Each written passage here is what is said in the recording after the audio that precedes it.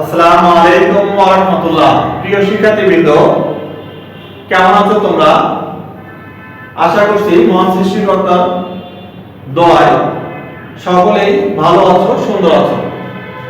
আলহামদুলিল্লাহ, আল্লাহ ভালো রাখছে।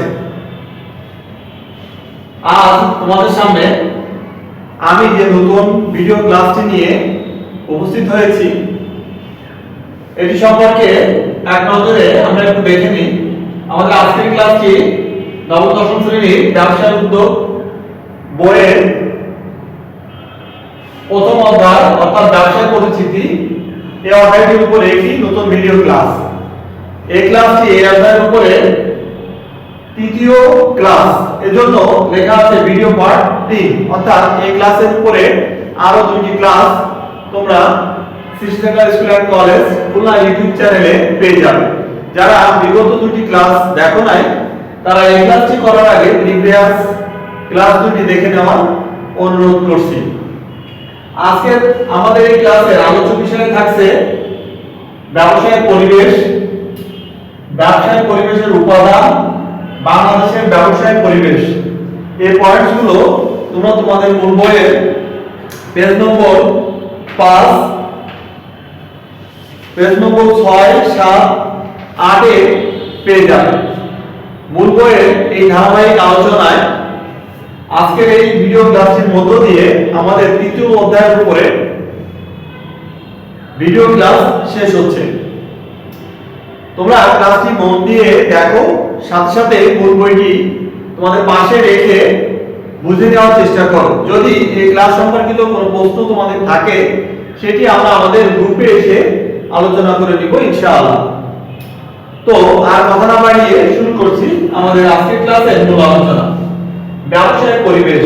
ব্যবসায়ের পরিবেশ কি বা কাকে বলে, ব্যবসায়ের পরিবেশের সংজ্ঞাটি কি, এটি আমরা এখন জেনে নিব। ব্যবসায়ের পরিবেশ বলতে বোঝানো হচ্ছে যে যেসব প্রাকৃতিক অপ্রাকৃতিক উপাদান দ্বারা ব্যবসায় সংগঠনের গঠন ও কার্যাবলী উন্নতি ও অবনতি প্রভাবিত হয়, তাকেই ব্যবসায়িক পরিবেশ বলা হয়। মন দিয়ে শোনো, যে সকল প্রাকৃতিক উপাদান হোক অথবা অপ্রাকৃতিক উপাদান হোক ব্যবসায় সংগঠনের গঠন কার্যাবলীর উন্নতি ও অবনতিতে প্রভাব বিস্তার করতে সক্ষম, তাদের সমন্বয়ে গঠিত হচ্ছে ব্যবসায়িক পরিবেশ। আমরা নিজেরাও কিন্তু একটি পরিবেশে বসবাস করি। আমাদের জন্য পরিবেশের সংজ্ঞাটি কাছাকাছি, অর্থাৎ আমাদের পারিপার্শ্বিক যে অবস্থা আমাদের জীবনযাত্রা মান উন্নয়ন বা জীবনযাত্রা পরিচালনার ক্ষেত্রে সহযোগিতা প্রদান করে আসছে, সেই সামগ্রিক বিষয়গুলিকে নিয়েই হচ্ছে আমাদের পরিবেশ। আর ব্যবসায়িক পরিবেশ হচ্ছে ব্যবসায় সংক্রান্ত প্রাকৃতিক অপ্রাকৃতিক উপাদান যা ব্যবসা সংগঠন এর গঠন কার্যাবলীতে প্রভাব বিস্তার করতে সক্ষম। তাহলে নিশ্চয়ই তোমরা ব্যবসায়িক পরিবেশের সংজ্ঞাটি বুঝতে পেরেছো এবং এটি মনে রাখতে সক্ষম হবে, যদি কিনা এই আলোচনার সাপেক্ষে বিষয়টি তোমরা সুন্দরভাবে বুঝে নিতে পারো। এবার আমরা আমাদের আলোচনার দ্বিতীয় বিষয়ে চলে আসছি। আমাদের আলোচনার দ্বিতীয় বিষয়টি রয়েছে ব্যবসায়িক পরিবেশের উপাদান। ব্যবসায়িক পরিবেশের উপাদানকে মোট 6টি ভাগে বিভক্ত করা হয়েছে। এখানে 1 নম্বর উপাদান হিসেবে আমরা দেখতে পাই প্রাকৃতিক পরিবেশ, 2 নম্বর উপাদান হিসেবে রয়েছে অর্থনৈতিক পরিবেশ, উপাদান 3 আছে রাজনৈতিক পরিবেশ, 4 সামাজিক পরিবেশ, 5 আইনগত পরিবেশ এবং 6 প্রযুক্তিগত পরিবেশ।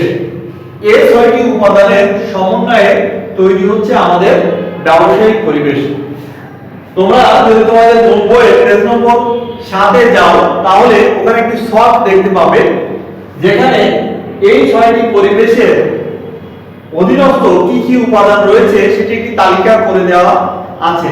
এই ছকটি তোমাদের জন্য খুবই গুরুত্বপূর্ণ, এজন্য যে এই ছক থেকে আমরা এমসিকিউ পাবো এবং জ্ঞান ও অনুধাবনমূলক প্রশ্ন এই ছক থেকে তৈরি করে দেওয়া হয়। তাই এই ছকটি তোমাদের বাসায় অত্যন্ত সুন্দরভাবে আত্মস্থ করার অনুরোধ করছি। আমি ছকটি তোমাদের সামনে আলোচনাও করে দিচ্ছি। প্রাকৃতিক পরিবেশ, তাহলে প্রাকৃতিক পরিবেশের ভিতরে কি কি উপাদান আছে সেটা আমরা একটু জানবো। এই প্রাকৃতিক পরিবেশের ভিতরে রয়েছে জলবায়ু, ভূমি, প্রাকৃতিক সম্পদ, নদ-নদী। এগুলো আমাদের প্রাকৃতিক পরিবেশের উপাদান। এরপর আছে আমাদের অর্থনৈতিক পরিবেশ।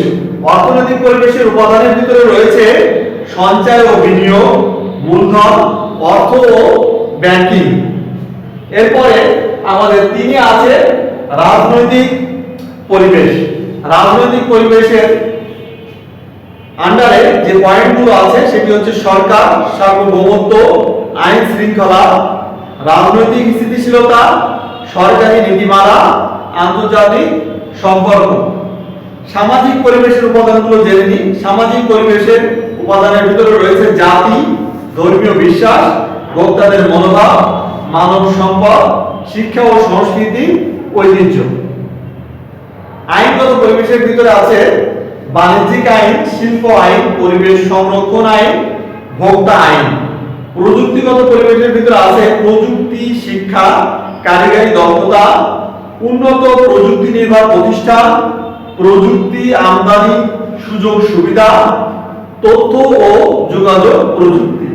তাহলে এই যে সবটি এখানে দেখানো হয়েছে ব্যবসায় পরিবেশের 6টি উপাদানের অন্তর্ভুক্ত বিভিন্ন উপাদানগুলিকে। এগুলোকে আমাদের মনে রাখতে হবে এই কারণে, কারণ এর যে কোনো একটি উপাদান দিয়ে এমসিকিউতে এমন প্রশ্ন করা হয় যে এই উপাদানটি কোন পরিবেশের অন্তর্ভুক্ত। যেমন আমি তোমাদেরকে যদি বলি এখন যে জলবায়ু কোন পরিবেশের অন্তর্ভুক্ত, তাহলে আমাদেরকে বলতে হবে যে এটি প্রাকৃতিক পরিবেশের অন্তর্ভুক্ত। এমনি ভাবে যদি প্রশ্ন করা হয় শিল্প আইন কোন পরিবেশের অন্তর্ভুক্ত, তাহলে বলতে হবে এটি আইনগত পরিবেশের অন্তর্ভুক্ত। তাহলে এভাবে অ্যান্সার করতে হলে আমাদেরকে অবশ্যই এই টেবিলটি বা সবটি সুন্দরভাবে মনে রাখতে হবে। প্রিয় শিক্ষার্থীবৃন্দ, তাহলে আমরা আমাদের আজকের ক্লাসের আলোচ্য বিষয়ের দ্বিতীয় টপিকটিও এখানে শেষ করে ফেলছি। আশা করছি যে তোমরা সুন্দরভাবে বুঝতে পারছো। তোমাদের যে দিক নির্দেশনা দেওয়া হচ্ছে মূল বইয়ের আলোচনা থেকে তোমরা এগুলো ফলো করবে এবং ভাষা অধ্যয়নের মাধ্যমে মূল বইকে অত্যন্ত মূল বইয়ের উপরে দখল তৈরি করতে হবে তোমাদের, তাহলে একটি ভালো রেজাল্ট করা সম্ভব। মূল বইয়ের উপরে যার দখল যত বেশি থাকবে সেই এমসিকিউ জ্ঞানবর্ধক প্রশ্ন অত্যন্ত সুন্দর সাবলীলভাবে অ্যান্সার করতে পারবে এবং গ ও ঘয়ের উত্তরও সে খুব সুন্দরভাবে বুঝে অ্যান্সার করতে পারবে। আমরা জানি যে সৃজনশীল পদ্ধতি মুখস্থ নির্ভর পদ্ধতি নয়, তাই এই পদ্ধতিতে ভালো করতে হলে মূল বই সম্পর্কে ভালো ধারণা থাকা দরকার। আমরা এখন কথা বলবো আমাদের ক্লাসের লাস্ট টপিক অর্থাৎ বাংলাদেশের ব্যবসায়িক পরিবেশ নিয়ে। ব্যবসায়িক পরিবেশ এর সংজ্ঞা আমরা জেনেছি, ব্যবসায়িক পরিবেশের উপাদান সম্পর্কে আমরা জেনেছি। বাংলাদেশের ব্যবসায়িক পরিবেশের উপাদান একই, এই 6টি। এখন এই 6টি উপাদান বাংলাদেশের পরিপ্রেক্ষিতে বাংলাদেশের ব্যবসায়িক পরিবেশে কি রূপ আছে, কোনটিকে আমরা কি অবস্থায় পাবো, কোনটি আমাদের ব্যবসায়ের অনুকূলে আছে, কোনটি প্রতিকূলে আছে, এই সম্পর্কে আমরা একটু ধারণা নিব। তোমার পেজ নম্বর 7 গেলে তোমরা এখানে আলোচনা দেখতে পাবে বাংলাদেশ কিন্তু একটি কৃষি নির্ভর উন্নয়নশীল দেশ। এদেশে মুসলিম কাপড়ের জন্য সোনারগাঁও এবং সমুদ্র বন্দর জাহাজ নির্মাণের জন্য চট্টগ্রাম, দুটি স্থানের নাম সারা বিশ্বে ছড়িয়ে পড়েছিল। মুসলিম রপ্তানি হতো ইউরোপ ও আফ্রিকার বিভিন্ন দেশে। আমাদের দেশের প্রিভিয়াস পূর্ব যুগের কিছু ইতিহাস, ব্যবসায়িক ইতিহাস এখানে তুলে ধরা হচ্ছে। আমি গুরুত্বপূর্ণ কিছু বিষয়গুলো তোমাদের সামনে নিয়ে আসছি, পুরোটা কিন্তু পড়ছি না, তোমরা এই লাইনগুলোকে আন্ডারলাইন করে নিতে পারো। ইতিহাসে বিখ্যাত তন্ত্রলিপ্ত ও সপ্তগ্রামের সাথে ঘোর প্রতিযোগিতা চলত বাণিজ্য বিষয়ে। এই অঞ্চলে শ্রী বৃদ্ধি ও বিভিন্ন বিষয় নিয়ে প্রাচ্যের বিভিন্ন দেশের সাথে। এই অঞ্চলের বাণিজ্য খ্যাতি প্রাচ্যের দেশ ছাড়িয়ে সুদূর ইউরোপ পর্যন্ত ছড়িয়ে পড়েছিল। খ্রিস্টীয় 16 শতাব্দীতে পর্তুগিজরা এসে বাণিজ্য করতে আরম্ভ করেন। এখানে আমাদেরকে নোট নিতে হবে যে কত শতাব্দীতে পর্তুগিজরা আমাদের দেশে বাণিজ্য করতে আসে। অ্যান্সার হবে 16 শতাব্দীতে। তারা সপ্তগ্রামকে পর্টো গ্রান্ডো, পর্টো পিকিউনো বা ক্ষুদ্র বন্দর বলতো, এবং চট্টগ্রামকে বলতো পর্ট গ্রান্ড বা বৃহৎ বন্দর। এরপর আমরা যদি দেখি যে চৈনিক পরিব্রাজক হুমায়ুন বলছেন যে রোমের সম্রাট আলেকজান্ডার ডক কারখানা ও জাহাজ পছন্দ আলেকজান্দ্রিয়া ডক কারখানা ও জাহাজ পছন্দ না করে চট্টগ্রামে জাহাজ তৈরি করে নিতেন। চট্টগ্রামের হলি শহর পতেঙ্গায় দেশীয় বিভিন্ন কর্তৃত্বে অনেকগুলো জাহাজ নির্মাণ করা হয়েছিল। ইতিহাসবিদ ডব্লিউ হান্টারের মতে ওই জাহাজ নির্মাণ কারখানা 1850 খ্রিস্টাব্দ পর্যন্ত তার প্রভাব অক্ষুণ্ণ রাখতে সক্ষম হয়েছিল। তাহলে পূর্বের কিছু ব্যবসায়িক কথাবার্তা আমাদের প্রথমে বলে নেওয়া হয়েছে, যেখানে বলা হচ্ছে যে বাংলাদেশ মূলত কৃষি নির্ভর একটি দেশ। এদেশের প্রিভিয়াস কিছু ব্যবসাতে খুব সুনাম অর্জন করেছিল, তার ভিতরে রয়েছে মুসলিম কাপড় এবং জাহাজ নির্মাণ শিল্প, যেটি 1875 পর্যন্ত 75 সাল পর্যন্ত তাদের প্রভাব বজায় রেখেছিল। এরপরে আমরা এই আমাদের ব্যবসায়িক পরিবেশের উপাদানগুলোকে একটু আমাদের বাংলাদেশের পরিপ্রেক্ষিতে কি অবস্থায় আছে সেটা একটু জাস্টিফাই করব। প্রাকৃতিক পরিবেশ, এখানে বলা হচ্ছে যে বাংলাদেশের প্রাকৃতিক পরিবেশ ব্যবসা স্থাপনের জন্য অনুকূলে রয়েছে। আমাদের এখানে প্রচুর খনিজ দ্রব্য যেমন খনিজ কয়লা, চুনাপাথর, শিলা এগুলো পাওয়া যায়।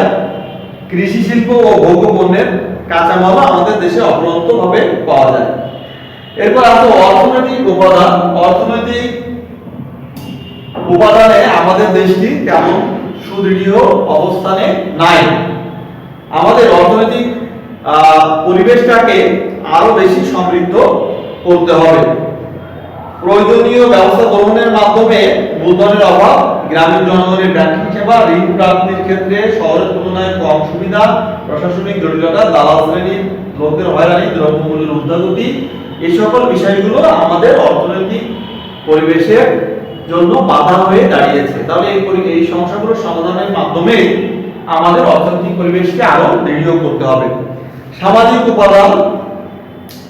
সামাজিক উপাদানের ক্ষেত্রে বলা হচ্ছে বাংলাদেশের ব্যবসা প্রসারের ক্ষেত্রে সামাজিক উপাদান অনুকূলে রয়েছে। আমাদের দেশের শিক্ষা, সাহিত্য, সংস্কৃতি, শিল্প, কারু এগুলো এখনো পর্যন্ত ব্যবসা করার জন্য অনুকূল অবস্থানে রয়েছে।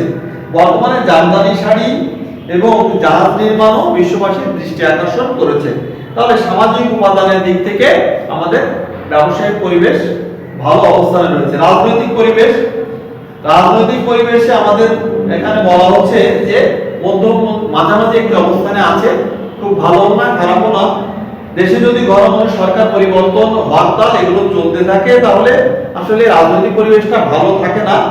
আমরা যদি শ্রমিকদের সন্তুষ্টি অর্জনের মাধ্যমে হরতাল, ধর্মঘট এগুলোকে কমিয়ে আনতে পারি তাহলে কিন্তু আমাদের দেশের রাজনৈতিক উপাদানগুলো, রাজনৈতিক পরিবেশের উপাদানগুলো অনেক অনুকূলে চলে আসবে ব্যবসা করার জন্য।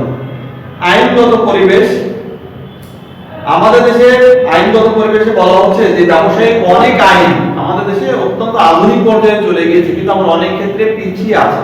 অর্থাৎ ব্যবসা সংক্রান্ত সকল আইন আমাদের দেশে আপডেটেড নয়। তাহলে সেক্ষেত্রে আমাদের যে আইনগুলো ব্যাকডেটেড হয়ে আছে সেগুলোকে আপডেট করতে হবে, যেগুলো যুগের সাথে তাল মিলিয়ে চলছে সেগুলোকে সঠিকভাবে প্রয়োগ করতে হবে। এভাবে আমরা আমাদের আইনগত উপাদানগুলোকে, ব্যবসায়িক পরিবেশের আইনগত উপাদানগুলোকেও অনুকূলে রাখতে পারি। প্রযুক্তিগত পরিবেশ। আমাদের দেশে ব্যবসায় প্রযুক্তিগত উপাদানগুলো অনেক ক্ষেত্রে অনুকূল রয়েছে, অর্থাৎ প্রযুক্তির দিক থেকে বাংলাদেশ ব্যবসা বাণিজ্যে পিছিয়ে নাই। তাহলে মোটামুটি দেখা গেল যে ব্যবসায় পরিবেশের যে উপাদান ছয়টি রয়েছে তার ভিতরে প্রাকৃতিক পরিবেশে বাংলাদেশ সমৃদ্ধ, রাজনৈতিক পরিবেশে মাঝামাঝি অবস্থান করছে, অর্থনৈতিক পরিবেশে পিছিয়ে আছে, সামাজিক পরিবেশ অনুকূল, আইনগত পরিবেশ মাঝামাঝি, প্রযুক্তিগত পরিবেশেও এগিয়ে আছে। তাহলে আমরা বাংলাদেশের ব্যবসায়িক পরিবেশ নিয়ে যদি কথা বলি তাহলে বলতে পারি যে সেটা একটি সন্তোষজনক অবস্থানে আছে। আমাদের সামগ্রিক প্রচেষ্টার মাধ্যমে এটিকে আরো সামনের দিকে এগিয়ে নেওয়া সম্ভব। তো শিক্ষার্থী বন্ধুরা, এ ছিল আমাদের আজকের সংক্ষিপ্ত ও তথ্যবহুল একটি ক্লাস। আশা করছি ক্লাসটি তোমাদের ভালো লেগেছে, তোমাদের উপকারে আসবে। এটি তোমাদের মূল বইয়ের উপর প্রথম অধ্যায় প্রিপারেশন নিতে অত্যন্ত সহায়ক হবে বলে আমি মনে করছি। এই ক্লাস সংক্রান্ত যে কোনো বিষয়ের কথা আমরা আমাদের গ্রুপে এসে আলোচনা করতে পারি, অথবা তোমরা কোনো ভিডিওর মাধ্যমে আমাকে জানাতে পারো। যাও, তাহলে পাঠ্য বই সংক্রান্ত আলোচনা আমাদের এখানেই স্টপ। তোমাদের প্রত্যেকটা ক্লাসে আমার যে মেসেজটা থাকে নৈতিকতা সংক্রান্ত সে বিষয়ে আমি দু একটা কথা বলে আমার ক্লাসটি ইতি টানবো ইনশাআল্লাহ। তোমাদেরকে বলা হয়েছিল যে তোমরা 5 ওয়াক্ত নামাজ প্রতিদিন সময় মতো আদায় করবে। তোমরা সেটি আদায় করছো কিনা আমি জানি না, তবে এটি আদায় করার জন্য তোমাদেরকে আবার মনে করিয়ে দিচ্ছি যাতে তোমরা সঠিক সময়ে যারা মুসলিম শিক্ষার্থী আছো তারা আদায় করতে পারো। অন্য ধর্মের শিক্ষার্থীবৃন্দ তাদের ধর্ম যথাযথভাবে পালনের অনুরোধ জানাচ্ছি। সাথে সাথে পিতামাতার প্রতি অত্যন্ত সুন্দর ব্যবহার, শিক্ষকের সাথে অত্যন্ত ভালো ব্যবহার, এগুলো তোমাদের বিহেভিয়ারের ভিতরে ইনক্লুড করার জন্য অনুরোধ জানাচ্ছি। এবং এই মাস ধরে আমাদের চেষ্টা ছিল যে এই বিষয়গুলোকে অত্যন্ত আপডেট করা। জানি না তোমরা কতদূর এটাকে আপডেট করতে পারছো, কেমন ভাবে এই বিষয় নিয়ে তোমাদের সাথে আমার এখনো কথা হয়নি, তবে ক্লাস করলে অবশ্যই আমরা কথা বলবো। এবং মিথ্যাকে পরিহার করতে হবে, তাহলে এই বিষয়গুলোকে আমাদের এই মাসের ভিতরে আমাদের ব্যবহারের ভিতরে ইনক্লুড করতে হবে। তো আজকের ক্লাস এখানেই সমাপ্ত। তোমাদের সুস্বাস্থ্য সুন্দর জীবন কামনা করছি এবং সবার কাছে আমার জন্য দোয়া চেয়ে আজকের ক্লাসটি এখানে শেষ করছি। আসসালামু আলাইকুম ওয়া রাহমাতুল্লাহি ওয়া বারাকাতুহু।